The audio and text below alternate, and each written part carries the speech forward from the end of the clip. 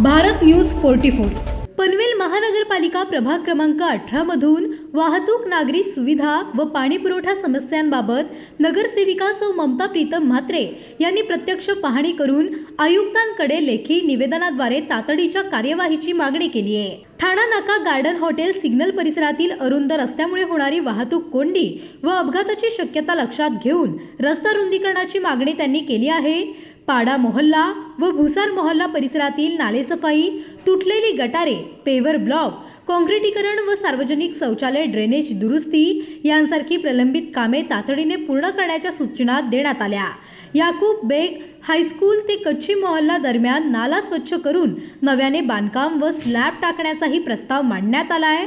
महर्षी वाल्मिकी नगर येथे पाणी पुरवठ्याच्या तक्रारीवर तात्काळ संबंधित अधिकाऱ्यांसमवेत पाहणी करून कमी दाबाचा प्रश्न सोडवण्यात आला। नागरिकांना मूलभूत सुविधा वेळेवर व दर्जेदार मिळणे ही माझी प्राथमिक जबाबदारी आहे, असे सांगत सर्व प्रलंबित कामांवर सातत्याने पाठपुरावा सुरू राहील, असे सौ ममता प्रीतम म्हात्रे यांनी स्पष्ट केले।